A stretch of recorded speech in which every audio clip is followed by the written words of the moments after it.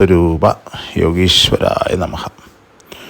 ഞാൻ ഇന്ന് നമ്മുടെ വീഡിയോ ചെയ്യാനുള്ള കാര്യം, ഒരു 2 മാസങ്ങൾക്ക് മുമ്പ് ശിവയോഗീശ്വരൻ്റെ ആഗ്രഹപ്രകാരം, ശിവയോഗീശ്വരൻ്റെ നിർദ്ദേശപ്രകാരം എന്ന് പറയുന്നതായിരിക്കും നല്ലത്. ശിവയോഗീശ്വരനും നമ്മളന്ന് ഗ്രൂപ്പ് തുടങ്ങിയിട്ടേ ഉള്ളായിരുന്നു. അതിലൊരു 16 പേരും ഒരു കൊച്ചു കുട്ടിയും ചേർന്ന് ഒരു കാശി യാത്ര ഇവിടെ നിന്ന് പോയായിരുന്നു. അദ്ദേഹം ഇവിടെ നിന്ന് പോകുന്നതിന് മുമ്പ് ആക്ച്വലി ഞാനതിൽ ഒന്നും പാർട്ടിസിപ്പേറ്റ് ചെയ്യാൻ താല്പര്യപ്പെട്ടിട്ടില്ലായിരുന്നു. ഗ്രൂപ്പ് മെമ്പർമാരെല്ലാവരും കൂടെ പ്ലാൻ ചെയ്തായിരുന്നു.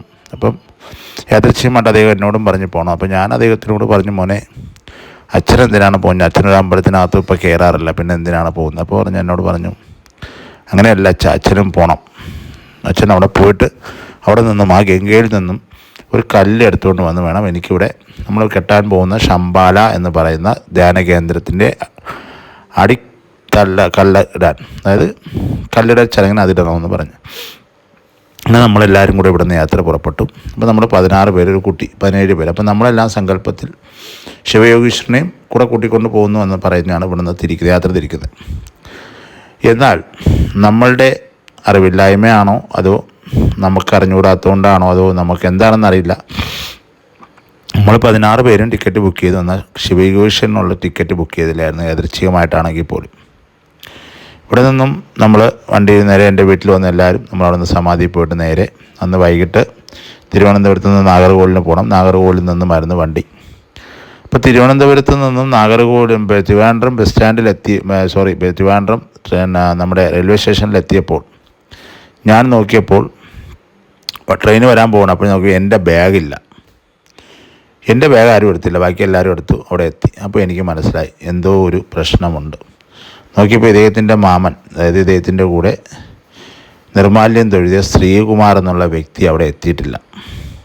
അപ്പോൾ അതുകൊണ്ടായിരിക്കണം ഒരുപക്ഷെ എൻ്റെ ബാഗ് അദ്ദേഹം മറപ്പിച്ചെന്ന് എനിക്ക് മനസ്സിലായി. ശ്രീകുമാറിനെ നമുക്ക് യാദൃച്ഛ്യമായിട്ടാണെങ്കിലും നമ്മളെന്ന ട്രെയിൻ വന്നു. ട്രെയിനിൽ കയറാൻ പോകത്തപ്പോഴാണ് നമ്മൾ അറിയുന്നത് എൻ്റെ ബാഗില്ല എന്നുള്ള സംഭവം. അപ്പോൾ ഉടനെ തന്നെ നമ്മുടെ കൂടെ നാരായണനുണ്ടായിരുന്നു. നാരായണൻ എന്ന് പറഞ്ഞാൽ ശിവയോഗീശ്വരനെ വളരെയധികം വിശ്വസിക്കുന്ന ഒരു വ്യക്തിയാണ്. വളരെയധികം എന്ന് പറഞ്ഞാൽ പറഞ്ഞറിയിക്കാൻ പറ്റില്ല. അദ്ദേഹം IASൻ്റെ പ്രിപ്പയർ ചെയ്തുകൊണ്ടിരിക്കുകയാണ്. IASൻ്റെ ട്രെയിനിങ് മീൻസ് പാസ്സാവാനുള്ള പഠിച്ചുകൊണ്ടിരിക്കുകയാണ്. ട്രിവാൻഡ്രത്ത്, സ്വദേശം എറണാകുളമാണ്. അപ്പോൾ അദ്ദേഹം പറഞ്ഞു, സാറെ പേടിക്കേണ്ട, ഞാൻ സാറിൻ്റെ ബാഗ് എത്തിച്ചോളാം, സാറ് പൊയ്ക്കോളാൻ പറഞ്ഞു. അത് പുള്ളി അവിടെ നിന്ന് ട്രിവാൻഡ്രത്ത് നിന്ന് വണ്ടിയിൽ ബാഗുമായിട്ട് അവിടെ വരണം, എവിടെ നാഗർകോവിൽ. അപ്പോഴാണ് ശ്രീകുമാറിന് എത്തിപ്പെടാൻ പറ്റുക. ശ്രീകുമാറിൻ്റെ ഓട്ടോ വഴിയിൽ എന്തോ ഒരു സമരത്തിൽപ്പെട്ട് നിന്നുപോയി.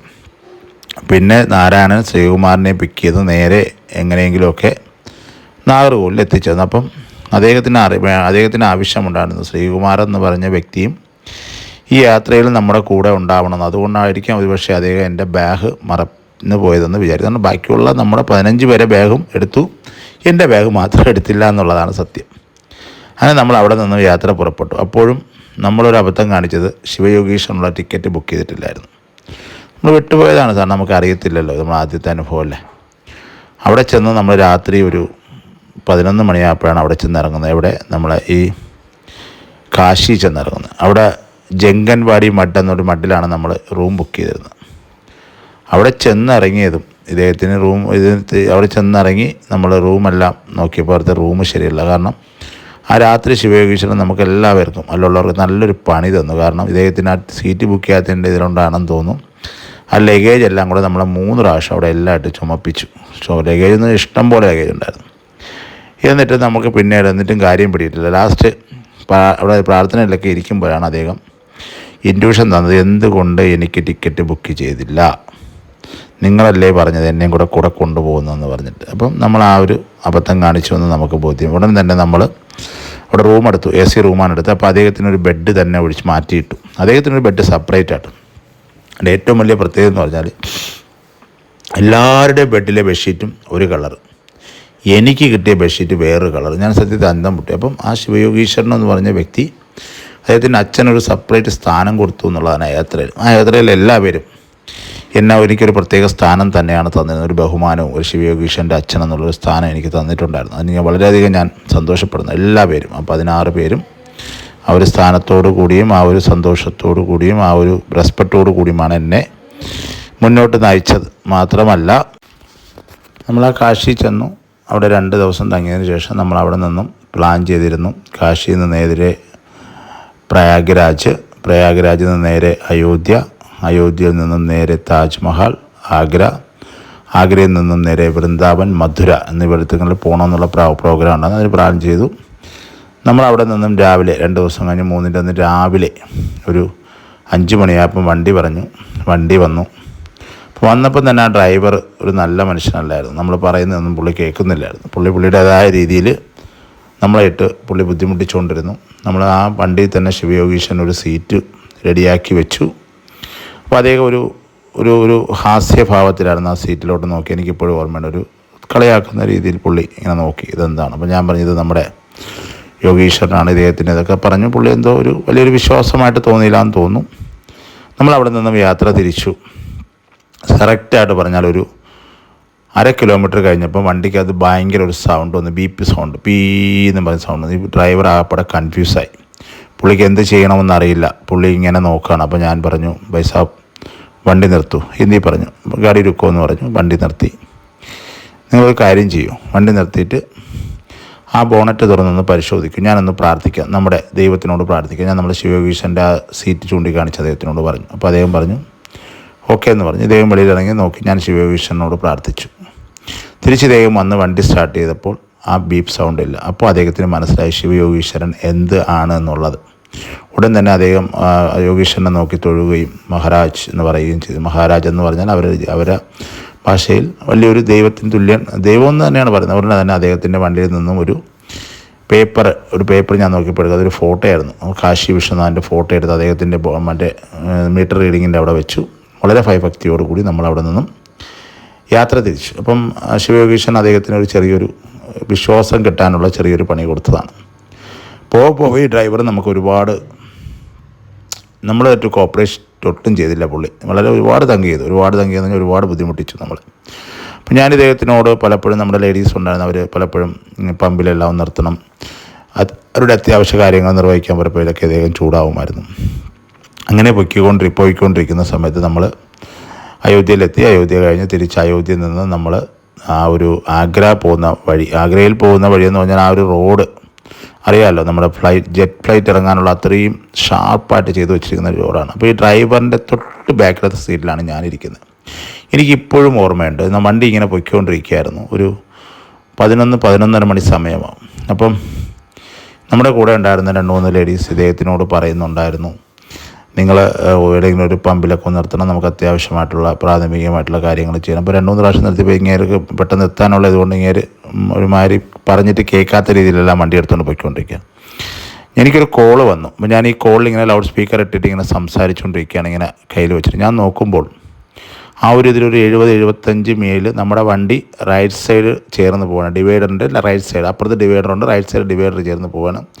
ഇദ്ദേഹത്തിൻ്റെ റൈറ്റ് ഹാൻഡിലാണ്, കൈയാണ് ഹാൻഡിലുള്ളത്, അത് സ്റ്റിയറിങ്ങിലുള്ളത്. ഇങ്ങനെ പോയിക്കൊണ്ടിരിക്കുമ്പോഴത്തേക്കും തിരിഞ്ഞ് സൈഡ് തിരിഞ്ഞ് നമ്മുടെ ഈ സൈഡ് ബോക്സിൽ നിന്ന് എന്തോ എടുക്കുന്ന സമയത്ത് ഞാൻ കണ്ടുകൊണ്ടിരിക്കുന്ന സംഭവമാണ്, ഈ നമ്മുടെ വണ്ടി ഇത് ശ്രദ്ധിക്കാതെ ഈ ഡിവൈഡറിൻ്റെ മണ്ടയിലോട്ട് കയറുന്നത് ഞാൻ കണ്ടു. എനിക്കത് പറയാതിരിക്കാൻ വയ്യ. ഡിവൈഡറിൻ്റെ മണ്ടയിലോട്ട് കയറുന്നതും ഞാൻ ഇമാജിനേഷൻ ചെയ്ത് കഴിഞ്ഞ് ഞാൻ ഉടനെ ഇദ്ദേഹത്തിനെ പൈസാവെന്ന് പറഞ്ഞിങ്ങനെ വിളിച്ചു. അപ്പം ഇദ്ദേഹം പിടിച്ചിരിക്കുന്നത് നമുക്ക് മനസ്സിലാക്കി റൈറ്റ് സൈഡിൽ കൂടെയാണ് വണ്ടി, റൈറ്റ് കൈയാണ് ഇദ്ദേഹത്തിൻ്റെ സ്റ്റിയറിങ്. എങ്ങനെ തിരിച്ചാലും റൈറ്റ് കൈയിൽ എങ്ങനെ തിരിക്കാൻ പറ്റുമെന്ന് നിങ്ങൾക്ക് അറിയാൻ പറ്റും. പക്ഷേ ഞാൻ ഇമാജിനേഷൻ ചെയ്ത് കഴിഞ്ഞു, ഈ വണ്ടി ഡിവൈഡറിൻ്റെ മണ്ടയിലോട്ട് കയറി കഴിഞ്ഞു. ഞാൻ കണ്ടതാണ്, കയറി കഴിഞ്ഞു, ഇനി അടുത്തത് മറിയുമെന്നുള്ളതിലോട്ട് എൻ്റെ മനസ്സ് പോയി കഴിഞ്ഞു. പെട്ടെന്ന് നമ്മൾ നോക്കുമ്പം ആ വണ്ടി പെട്ടെന്ന് റോഡിൽ ഇങ്ങനെ ഒരു കുലുക്കത്തോടു കൂടി നിൽക്കുകയാണ്. ഇദ്ദേഹം ഒന്നും പറഞ്ഞൊരു വണ്ടിയിലിരുന്ന് എല്ലാവരും അങ്ങ് സൗണ്ട് വെച്ചു. എന്താണ് സംഭവിച്ചതെന്ന് ഒന്നും മനസ്സിലാവുന്നില്ല. അവിടെയാണ് സത്യത്തിൽ ശിവയോഗീശ്വരൻ എന്നുള്ള ആ മഹത്വം നമ്മൾ നമിച്ചു പോയി. ഞാൻ എൻ്റെ കണ്ണുകൊണ്ട് കണ്ട സംഭവമാണ്. ആ വണ്ടി ഡിവൈഡറിൻ്റെ മണ്ടയിൽ കയറുന്നത് ഞാൻ കണ്ടതാണ്. പക്ഷേ ആരോ എടുത്തു വെച്ചതുപോലെ ആ വണ്ടി അവിടെ നിന്നും ആ റോഡിലേക്ക് വന്നതാണ്. അപ്പോൾ ഞാൻ കണ്ണടച്ചെന്ന് ധ്യാനിച്ചപ്പോൾ യോഗീശ്വരൻ എന്നോട് പറഞ്ഞു, അച്ഛാ, ഈ യാത്ര മുടക്കാൻ വേണ്ടി പല നെഗറ്റീവ് എനർജീസും നമ്മളെ അറ്റാക്ക് ചെയ്യും. അതുകൊണ്ട് അതിൽ നിന്നും ഉണ്ടാകുന്ന പ്രശ്നങ്ങളാണ്. ഞാൻ അച്ഛൻ്റെ കൂടെ കാണും, അച്ഛൻ പ്രാർത്ഥനയുമായി മുന്നോട്ട് പോകും. അങ്ങനെ നമ്മൾ ഒരുപാട് സമയം ആ വണ്ടിക്കകത്തിരുന്ന അദ്ദേഹത്തിൻ്റെ ഈ ഒരു നാമാവലിയുടെ പവർ അന്നാണ് നമുക്ക് മനസ്സിലാവും. നമ്മളെപ്പോഴും വണ്ടി കയറുമ്പോഴും ഇറങ്ങുമ്പോഴും റൂമിൽ പോകുമ്പോഴും എല്ലാം ഈ നാമാവലി വായിക്കുമായിരുന്നു. നാമാവലി വായിച്ചുകൊണ്ടാണ് നമ്മൾ മുമ്പോട്ട് പോകുന്നത്.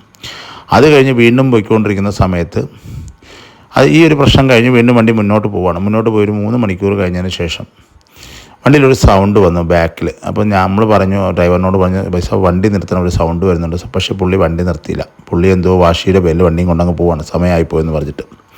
കുറേ ദൂരം കഴിഞ്ഞ് പുള്ളി നിർത്തുന്ന സമയത്ത് നമ്മൾ നോക്കുമ്പോൾ ആ വണ്ടിയുടെ ടയർ വെണ്ട് കീറിയിരിക്കുകയാണ്. വെണ്ട് കീറി കഴിഞ്ഞു. ഒറ്റ ടയറേ ഉള്ളൂ, ബാക്കിൽ ഒരു ടയറേ ഉള്ളൂ. 2 ടയർ ഉണ്ടെങ്കിലും കുഴപ്പമില്ല. 2 ടയർ മീൻസ് 4 ടയർ ഉണ്ടെങ്കിൽ കുഴപ്പമില്ല. ഇത് ഒറ്റ ടയറിൽ പോകുന്ന വണ്ടിയാണേ.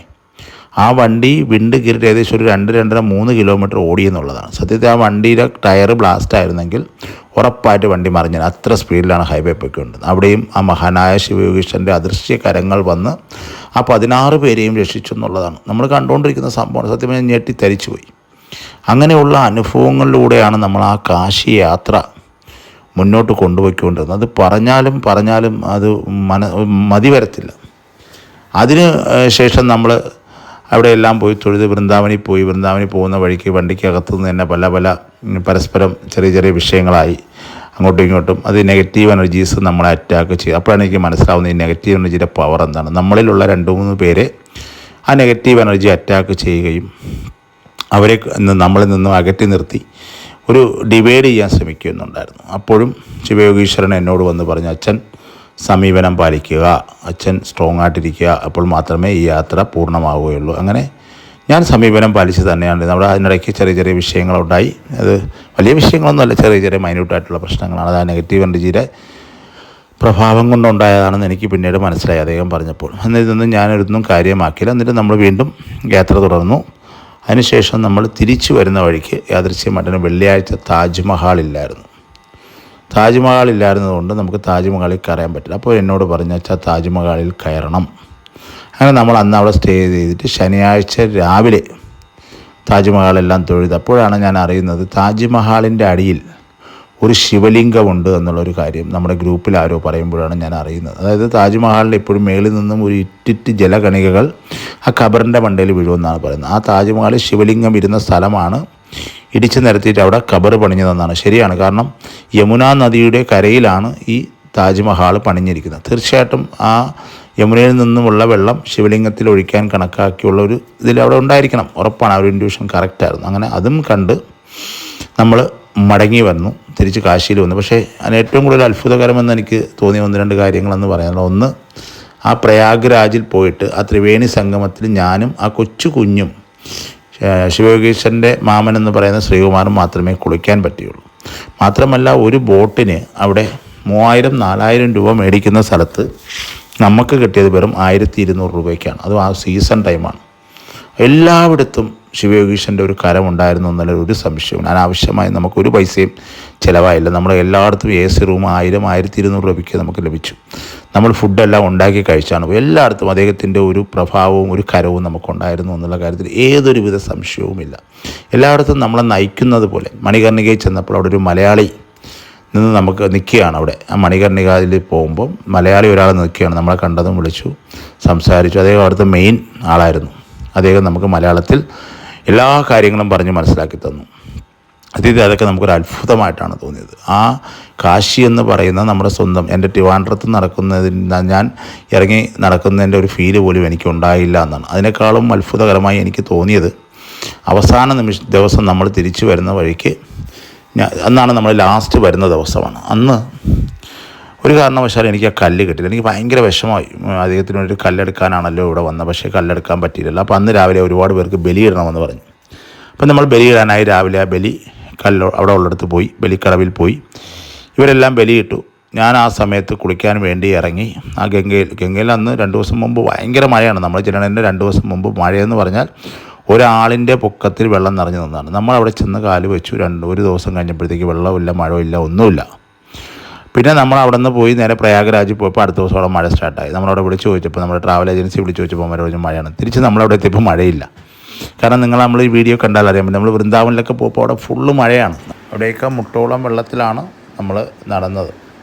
എന്നിട്ടും നമ്മളെ യോഗീശ്വരൻ നമ്മൾ ചെല്ലുന്ന സമയത്ത് മഴയെല്ലാം മാറ്റി നിർത്തി നമ്മളവിടെ എല്ലാം നല്ലതുപോലെ കാണിക്കാനുള്ള അവസരമെല്ലാം അദ്ദേഹം ഉണ്ടാക്കി തന്നു. അത് നമുക്കൊരിക്കലും മറക്കാൻ പറ്റില്ല കേട്ടോ. ആ കൂടെ വന്നവർക്ക് എല്ലാവർക്കും അതിൻ്റെ എക്സ്പീരിയൻസ് ഉള്ളതാണ്. അപ്പോൾ നമ്മൾ എല്ലാം കഴിഞ്ഞിട്ട് തിരിച്ച് നമ്മൾ നേരെ കാശിക്ക് വന്നു. കാശിക്ക് വന്നിട്ട് ഇതിപ്പോൾ നിങ്ങൾ കാണുന്നത് നമ്മൾ ആഗ്രയിൽ ഒരു ദിവസം സ്റ്റേ ചെയ്തായിരുന്നു. അവിടുത്തെ ഫോട്ടോസാണ് നിങ്ങൾ ഈ കാണുന്നത്. അപ്പോൾ നമ്മൾ തിരിച്ച് കാശി വന്നിട്ട് അന്ന് വൈകിട്ട് രാത്രി 8:50 നമുക്ക് ട്രെയിന്. അപ്പോൾ അതുവരേക്കും എൻ്റെ മനസ്സിലൊരു വല്ലാത്ത വിഷമം. അദ്ദേഹം എന്നെ പറഞ്ഞു വിട്ടത് ആ ഒരു കല്ലെടുക്കാനാണല്ലോ. ആ കല്ലെനിക്ക് കിട്ടിയില്ലല്ലോ. പലയിടത്ത് പോകുമ്പോഴും ഞാൻ ഈ കല്ല് തേടുന്നുണ്ടായിരുന്നു, കിട്ടിയില്ല. അപ്പോൾ ഇവരെല്ലാം രാവിലെ ബലിയിടണമെന്ന് പറഞ്ഞു. ബലിക്കടവിലെത്തി. ഇവർ ബലിയിടാനുള്ള തയ്യാറെടുപ്പുകളായിരുന്നു. ഇവരെല്ലാം ബലിയിട്ടുകൊണ്ടിരിക്കുന്ന സമയത്ത് എന്നോട് പറഞ്ഞു മുങ്ങി കുളിക്കാൻ പറഞ്ഞു. അങ്ങനെ ഞാൻ മുങ്ങി കുളിക്കുന്ന സമയത്താണ് എനിക്ക് ആ ശിവലിംഗം അവിടെ നിന്നും കിട്ടുന്നത്. ഞാൻ സത്യത്തിൽ അക്ഷരാർത്ഥത്തിൽ ഞെട്ടിപ്പോയി. ഞാൻ ആ ശിവലിംഗം എടുത്തുകൊണ്ട് ഞാൻ നോക്കിയത് ഇനി എന്തെങ്കിലും ബ്രോക്കൺ ഉള്ളതാണോ, ആരെങ്കിലും എന്നെ ഉപേക്ഷിച്ചോ. ഞാനത് നല്ലതുപോലെ നോക്കി. പക്ഷേ ഒരു കേടുപാടുകളും ആ ശിവലിംഗത്തിനില്ല. ആ ഗംഗയിൽ കിടന്നിട്ടുള്ള ചെളിയും ആ പായലുകളും മാത്രമേ. ഞാനതെല്ലാം നല്ലതുപോലെ വൃത്തിയാക്കിയിട്ട് ഞാൻ ആ ശിവലിംഗം കൊണ്ടുവന്ന് നമ്മുടെ പടിക്കെട്ടിൻ്റെ അവിടെ വെച്ചിട്ട് ഞാനൊരു പ്ലാസ്റ്റിക് ബോട്ടിൽ ഇങ്ങനെ വെള്ളം ഒഴിക്കുന്ന സമയത്ത് അവിടെ ഇരുന്നൊരു ഹിന്ദിക്കാരൻ പറഞ്ഞു, പ്ലാസ്റ്റിക് ബോട്ടിൽ ഒരിക്കലും ശിവലിംഗത്തിന് വെള്ളം ഒഴിക്കരുത്. അവിടെ നിന്നൊരു ചെമ്പിൻ്റെ ഒരു മുന്ത എടുത്ത് എൻ്റെ കയ്യിൽ തന്നു. ഞാൻ അദ്ദേഹത്തിന് അഭിഷേകം ചെയ്തു. ഈ ഹിന്ദിക്കാരൻ ഇരുന്നുകൊണ്ട് ഹിന്ദി പറയാണ്. എനിക്ക് ഹിന്ദി അറിയാവുന്നതുകൊണ്ട് എനിക്ക് മനസ്സിലായത് എവിടെയോ ഉള്ള വലിയൊരു മലയിൽ നിന്നും വന്നതാണ്, അവരൊഴുക്കി വിട്ടതാണ്. അതുകൊണ്ട് അത് തങ്ങൾക്ക് കിട്ടിയത്. കോടിക്കണക്കിന് 1-2 പേർക്ക് മാത്രമേ ഇങ്ങനെ ഒരു ഭാഗ്യം സിദ്ധിക്കത്തുള്ളൂ, ഈ ഗംഗയിൽ നിന്നും ശിവലിംഗം കിട്ടുന്നാലും തങ്ങൾക്കത് കിട്ടിയത് വളരെ നല്ല കാര്യമെന്ന് അദ്ദേഹം അവിടെ ഇരുന്നുകൊണ്ട് പറയുന്നുണ്ടായിരുന്നു. ഞാൻ ആ ശിവലിംഗം അവിടെ വെച്ചിട്ട് എൻ്റെ മനസ്സിൽ പെട്ടെന്ന് വന്നത് ആ ഒരു കല്ലെടുക്കാനാണല്ലോ ഞാനിവിടെ വന്നത്. പിന്നെ ഈ ശിവലിംഗം കിട്ടിയാൽ ഞാൻ എന്ത് ചെയ്യും? ഞാൻ ഈ ശിവലിംഗം കൊണ്ടുവന്ന് അവിടെ വെക്കാൻ പറ്റുമോ? എനിക്ക് ഭയങ്കര വിഷമമായി. അപ്പോഴാണ് എനിക്ക് വീണ്ടും ഒരു വിഷമം വന്നത്, അച്ഛനൊന്നുകൂടെ കുളിക്കും. അപ്പോൾ ഞാൻ ആ ശിവലിംഗം ഉടച്ചിട്ട് ഞാൻ വീണ്ടും കുളിക്കാൻ പോയി. ഞാനങ്ങനെ അവിടെ ഇങ്ങനെ കുളിച്ചുകൊണ്ടിരിക്കുന്ന സമയത്ത് എനിക്ക് പെട്ടെന്ന് എൻ്റെ കാലിലെന്തോ തട്ടി. ഞാനിങ്ങനെ കുനിഞ്ഞ് നോക്കുമ്പോൾ ഒരു നല്ല സ്ക്വയർ ആകൃതിയിലുള്ളൊരു കല്ല്, നല്ല ഒരു കരിങ്കല്ലെന്ന് വേണമെങ്കിൽ പറയാം. ആ കരിങ്കല്ല് എനിക്ക് അവിടെ നിന്നിട്ട് ഞാൻ പെട്ടെന്ന് തന്നെ ആ കല്ലെടുത്തു. വളരെ ഭക്തിപൂർവ്വം അതിനെ കഴുകി വൃത്തിയാക്കി അതിൻ്റെ മേളിൽ ശിവലിംഗം എല്ലാം വെച്ചു. നമ്മൾ അവിടെ നിന്നും ആ ഗംഗയിൽ നിന്നും കയറി നേരെ കാശി വിശ്വനാഥൻ്റെ അങ്ങോട്ട് പോവുകയാണ്. അപ്പം അതിനെക്കൂടി ഏറ്റവും ഇതെന്ന് പറഞ്ഞാൽ നമ്മൾ ആ കാശി വിശ്വനാഥൻ്റെ അങ്ങോട്ട് പോകുന്ന വഴിക്ക് ആ കാശി വിശ്വനാഥൻ്റെ അവിടെ വെളിയിൽ ഒരു ആർച്ച് കണക്കുണ്ട്. അവിടെ എത്തിയപ്പം വലിയൊരു ആരതി കണക്ക് വരുന്നുണ്ട്. നമ്മൾ ആരതി എന്ന് പറഞ്ഞാൽ നമ്മുടെ ഈ ക്ഷേത്രങ്ങളിലെല്ലാം നമ്മൾ ഈ ശ്രീവേലി എന്നൊക്കെ പറയും, അതുപോലെ അവർ വലിയൊരു ശിവൻ്റെ ആരതിയും കൊണ്ട് ഇങ്ങനെ അവരെ ഓറ ഫുള്ള് കറങ്ങി വരും. അത് വരുന്ന സമയത്ത് എനിക്കറിയത്തില്ല ആക്ച്വലി. ഞാൻ നോക്കുമ്പോൾ ഇങ്ങനെ ശംഖൊക്കെ ഊതി അതിങ്ങനെ വരികയാണ്, ആളുകളിങ്ങനെ സൈഡിൽ മഴ. അപ്പോൾ ഞാനിതും കൊടുത്തുകൊണ്ട് ഇങ്ങനെ നിൽക്കുകയാണ്. അപ്പോൾ എൻ്റെ ഫ്രണ്ടിൽ കൂടെയാണ് ആ കാശി വിശ്വനാഥൻ കടന്നു പോകും. കാശി വിശ്വനാഥനെ കൊണ്ട് ഇങ്ങനെ കറങ്ങാൻ വന്നതാണ്. അതായത് ഈ അദ്ദേഹത്തിൻ്റെ ഓറയിൽ ഫുള്ളിങ്ങനെ നമ്മൾ ഈ ക്ഷേത്രത്തിൽ വൈകിട്ട് ശ്രീവേലി എന്നൊക്കെ പറയില്ല, അതുപോലെ. അപ്പോൾ എൻ്റെ ശിവലിംഗത്തിൽ കൂടെ ഫ്രണ്ടിൽ കൂടെയാണ് അതിങ്ങനെ പോകുന്നത് ഞാൻ കാണുന്നത്. ഞാനതും പിടിച്ചുകൊണ്ട് ഇങ്ങനെ നിൽക്കുക. അപ്പോൾ എനിക്കത് മനസ്സിലായില്ല. അത് കഴിഞ്ഞ് ഞാൻ ഇവിടെല്ലാം കാശി വിശ്വനാഥനെ തുടരുമ്പോൾ ഞാൻ വെളിയിലിരുന്നു. അപ്പോൾ ഞാൻ എന്നോടാണ്, ഞാൻ അപ്പുവും ശ്രീകുട്ടിയും ഉണ്ടാകും. ഞാൻ ഇവരോട് പറഞ്ഞിട്ടാ ഈ കല്ലും ഈ ശിവലിംഗവും കൂടെ അകത്തൊന്ന് കൊണ്ടുപോയി പൂജിച്ചുകൊണ്ട് കൊണ്ടുവരാൻ പറഞ്ഞു. അപ്പോൾ ഇവരകത്ത് കൊണ്ടുപോയപ്പോഴത്തേക്ക് അവർ അകത്ത് കയറ്റി വിട്ടില്ല, തിരിച്ചു കൊണ്ടുവന്നപ്പോൾ ഞാൻ എന്ത് ചെയ്തു, കല്ല് കൊണ്ടുപോകാൻ. അപ്പോൾ ഞാൻ കല്ല് വെച്ച് ശിവലിംഗം കൊടുത്തിട്ട് ശിവലിംഗം കൊണ്ടുപോകുമ്പോഴും ശിവലിംഗം അവർ കയറ്റിയില്ല, തിരിച്ചു കൊടുത്തു വിട്ടു. അത് ഭയങ്കര സെക്യൂരിറ്റി ചെക്കിങ്ങാണ് കേട്ടോ അവിടെ. അപ്പോൾ ഞാനവിടെ ഇരുന്ന് ആലോചിച്ചു.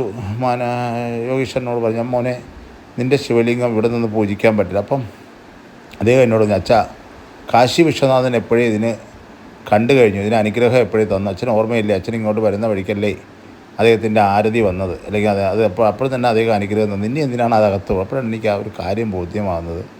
അദ്ദേഹം ആക്ച്വലി എനിക്ക് ആ ഒരു ഇത് തന്നു കഴിഞ്ഞു, ആ ഒരു അനുഗ്രഹം തന്നു കഴിഞ്ഞു. അത് ഞാൻ പിന്നീടാണ് ശ്രദ്ധിക്കുന്നത്. അപ്പോൾ അത്രത്തോളം ആ ഒരു കല്ലിനുള്ള പവിത്രത കാശി വിശ്വനാഥൻ തന്നെ ഇറങ്ങി വന്ന് നമുക്ക് അനുഗ്രഹം തന്നതുപോലെ ആയിപ്പോയി. സത്യത്തിൽ അക്ഷരാർത്ഥത്തിൽ ഞാനതെല്ലാം ആലോചിച്ചപ്പം വളരെ ഒരു ഞെട്ടലായിട്ടാണ് തോന്നിയത്. പിന്നെ അത് കഴിഞ്ഞ് നമ്മൾ അവിടെ നിന്ന് നേരെ തിരിച്ചു 12 മണിയായപ്പോൾ ഞാൻ വീട്ടിലെത്തി. പക്ഷേ ഞാൻ ഈ ശിവലിംഗവും കൊണ്ട് അകത്ത് കയറാൻ എനിക്ക് പറ്റുന്നില്ല. ഞാൻ ആ കാറിൽ തന്നെ ഇരിക്കുകയാണ്, എന്നെ കയറ്റുന്നില്ല. പിന്നീട് 2:30 മണിക്ക് ശേഷമാണ് ഞാൻ ഈ ശിവലിംഗം കൊണ്ട് വീട്ടിനകത്തോട്ട് കയറാൻ എനിക്ക് കഴിഞ്ഞത്, ഈ ശിവലിംഗവും ഈ കല്ലും കൊണ്ട്. അതിൻ്റെ കാരണം ഞാൻ പിറ്റേ ദിവസം നോക്കിയപ്പോൾ പ്രദോഷമായിരുന്നു. അപ്പം പ്രദോഷത്തിന് അച്ഛൻ ഇതിനകത്ത് കയറിയാൽ മതിയെന്ന് പറഞ്ഞിട്ട് അദ്ദേഹം ആ പ്രദോഷത്തിൻ്റെ സമയം വരുന്നവരെ എനിക്ക് 2:30-3:30 മണിയായി കാണുമെന്ന് തോന്നുന്നു, എളുപ്പകാലമായി. അതുവരെ എന്നെ അദ്ദേഹം അവിടെ ഹോൾഡ് ചെയ്ത് നിർത്തിയെന്നുള്ളതാണ്. ഇതെല്ലാം അദ്ദേഹത്തിൻ്റെ ഓരോരോ കാര്യങ്ങളായിരുന്നു. പിന്നെ നമ്മൾ വരുന്ന സമയത്ത് ഇദ്ദേഹത്തിന് വേണ്ടി നമ്മൾ ട്രെയിൻ ടിക്കറ്റ് ബുക്ക് ചെയ്തു, ഇദ്ദേഹത്തിനെ കൊണ്ടുപോകാൻ ട്രെയിൻ ടിക്കറ്റ് ബുക്ക് ചെയ്തു. ഇദ്ദേഹത്തിനൊരു സെപ്പറേറ്റ് ബെർത്ത് നമ്മൾ അങ്ങോട്ട് പോകുന്ന സമയത്ത് നമ്മൾ ഈ ബെർത്തിൻ്റെ കേസ് ഫസ്റ്റ് നാൾ നമുക്ക് മനസ്സിലായില്ല. അത് മനസ്സിലാവാത്ത കാര്യം എന്ന് വെച്ചാൽ നമ്മൾ ബുക്ക് ചെയ്ത് ഇവിടെ നിന്ന് അങ്ങോട്ട് പോകുന്ന സമയത്ത് നമ്മൾ 6 സീറ്റാണ് നമ്മുടെ ക്യാബിനകത്തുള്ളത്. പക്ഷേ 5 ടിക്കറ്റേ നമുക്കുള്ളൂ, ഒരു ടിക്കറ്റ് നമുക്കില്ല. നമ്മൾ ഇദ്ദേഹത്തിന് ടിക്കറ്റും ബുക്ക് ചെയ്തിട്ടായിരുന്നു. പക്ഷേ ഇത്രയും നല്ല റഷുള്ള ട്രെയിനാണ് കേട്ടോ.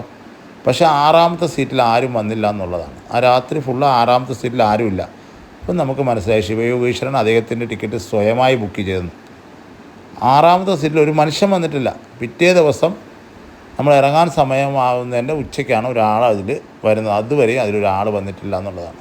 അപ്പം നമുക്ക് ബോധ്യമായി. അതുകൊണ്ട് നമ്മൾ തിരിച്ചു വരുമ്പോൾ ഇദ്ദേഹത്തിന് വേണ്ടി നമ്മളൊരു ടിക്കറ്റ് തന്നെ ബുക്ക് ചെയ്തു. ഒരു സെപ്പറേറ്റ് ഒരു സീറ്റെല്ലാം ബുക്ക് ചെയ്ത് ഇദ്ദേഹത്തിന് അവിടെ വൈകിട്ട് നമ്മൾ കിടക്കുന്നതിൻ്റെ കൂടെ തന്നെ ഇദ്ദേഹത്തിനെയും അവിടെ സീറ്റിൽ വിരിച്ചിട്ട് ഒക്കെയാണ് നമ്മളിങ്ങോട്ട് അദ്ദേഹവുമായിട്ട് തിരിച്ചു വരുന്നത്. ഇദ്ദേഹത്തിന് അതുപോലെ തന്നെ നമ്മൾ എവിടെ റൂം എടുത്താലും ഇദ്ദേഹത്തിന് വേണ്ടി ഒരു സ്പെഷ്യൽ ബെഡ് നമ്മളവിടെ ഒരുക്കിയിടും. അതിലാരും കിടക്കത്തില്ല. ഇദ്ദേഹത്തിന് വേണ്ടി കിടക്കാനായിട്ടൊരു ബെഡ് നമ്മളവിടെ ഒരുക്കി ഇട്ട് എല്ലാ പ്രാവശ്യവും എവിടെയൊക്കെ റൂം എടുത്താലും അവിടെയൊക്കെ ഇദ്ദേഹത്തിനോടൊരു ബെഡ് സെപ്പറേറ്റ് ചെയ്തിട്ടിട്ടുണ്ട്. കാരണം അദ്ദേഹം നമുക്ക് കാണിച്ചു തന്നു, നിങ്ങളെനിക്ക് ടിക്കറ്റ് എടുത്തില്ലെങ്കിലും എൻ്റെ സീറ്റ് ഞാൻ ബുക്ക് ചെയ്യുമെന്ന്. അത് നമുക്കൊരു അറിവായിപ്പോയി. ഇതെല്ലാം അതിലേക്ക് ഇൻഡ്യൂഷൻ എനിക്കിങ്ങനെ തന്നുകൊണ്ടിരിക്കുകയായിരുന്നു.